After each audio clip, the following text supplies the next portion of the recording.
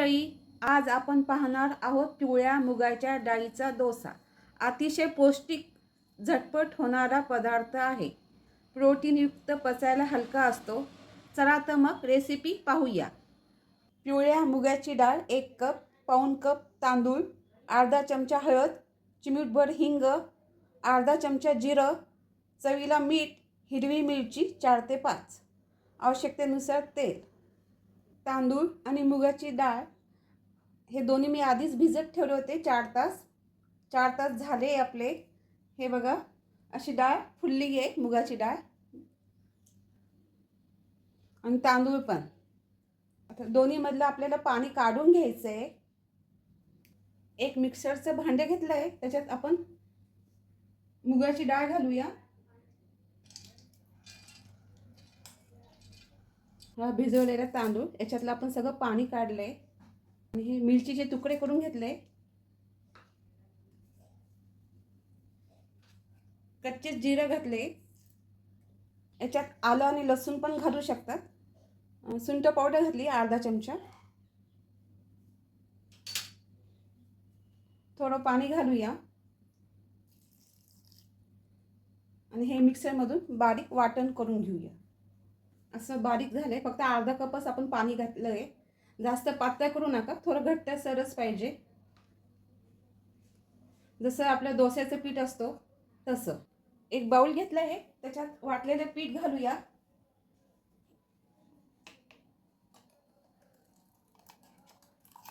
हिंग चिमूटभर,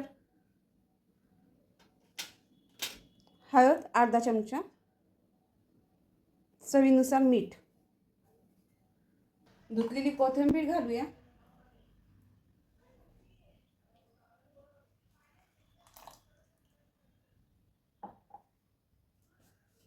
आणि हे व्यवस्थित घालून घेऊया.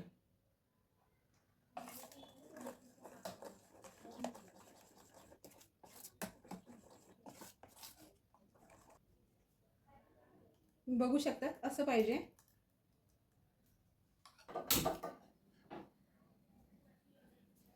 गॅसवर तवा ठेवला आहे.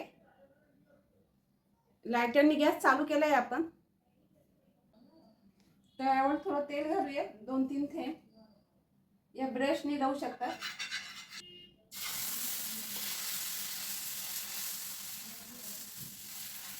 पीठ घातलंय मध्यभागी, असं गोल गोल केलंय आणि तो आपण आता डोसा तयार झालाय. आता आपण मीडियम गॅस करूया आणि चारी बाजूनी तेल सोडूया.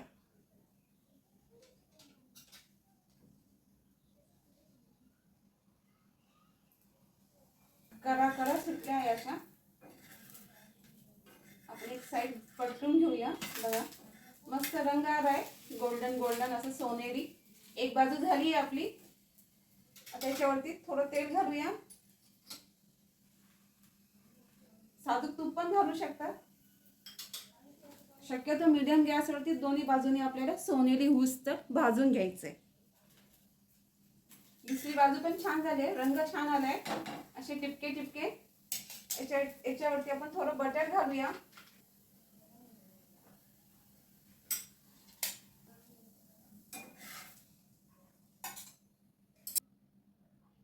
परत एकदा पीठ घेऊया.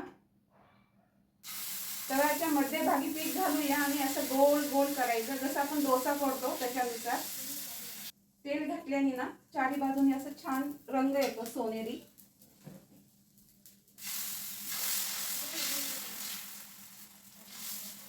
गॅस आता मोठा करूया. घालताना मीडियम करायचा गॅस आणि घातल्यानंतर मग मोठा करायचा. चारी बाजूने तेल सोडूया.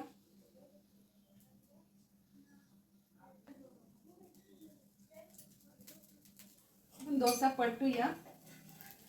बघा, मस्त असं छान कडा सुटले आपले. आता हे पलटून घेऊया.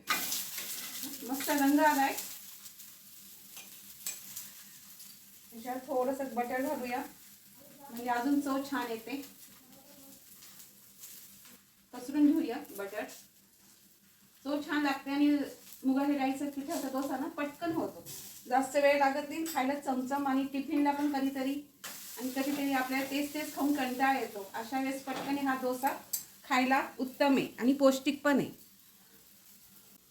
दोन्ही दोन्ही बाजूनी रंग मस्त आलाय सोनेरी, आणि तांदूळ घातल्यामुळे ना डोसे असे कुरकुरीत होतात आणि अजून चव वाढते त्याने,